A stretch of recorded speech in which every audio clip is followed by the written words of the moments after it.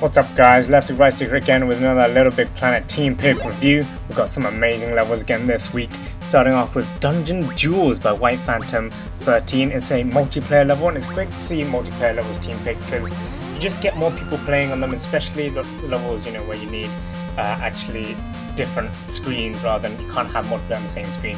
It's actually really useful to be team picked.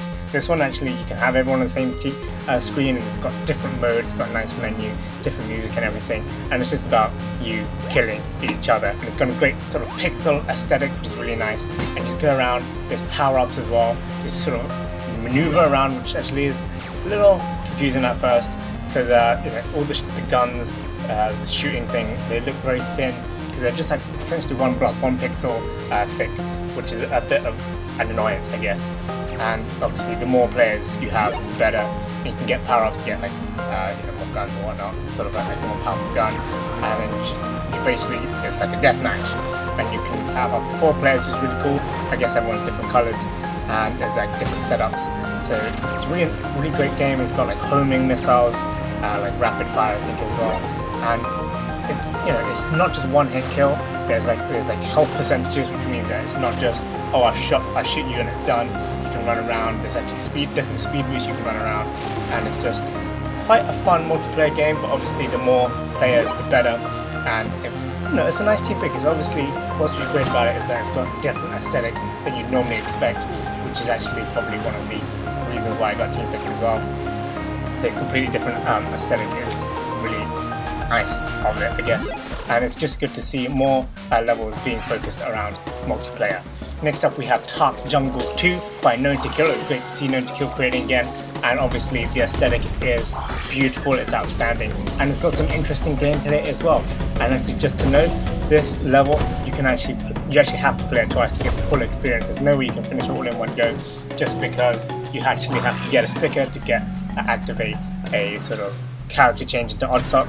And what's really interesting, I guess, is sort of how this level has been able to work both the Oddsock element and the Sackboy element into the same level, and it's got some really interesting contraptions that just look amazing when they're moving around and stuff. Just very simple shapes and stuff. Actually, majority of these obstacles are very simple shapes, but they get moved around in very interesting ways, and there's great use of basic shapes and sort of movement.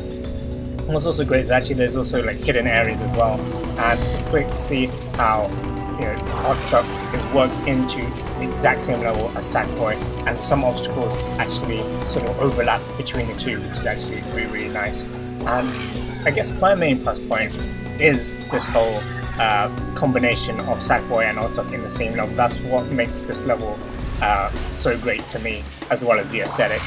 Because like this obstacle here, Oddsock uses it in one way, Sackboy uses it in a different way, which is really great. And at the beginning there's this weird puzzle element code thing, which wasn't really necessary, I think. I mean, there was some bits where you had to find the puzzle points, which they only had a small speech bubble at the beginning to let you know you had to do that. And they weren't too apparent. I mean, they're glowing a bit, but it wasn't so easy to see.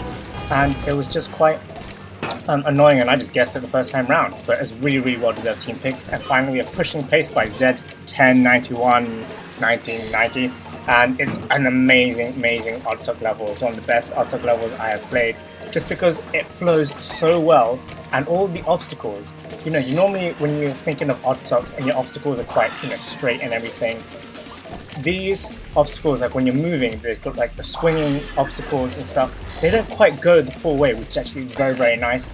And it's got some nice sort of indicators of what you need to do where, and the movement flow of these obstacles, the way they move, the timing of them is just impeccable in this level.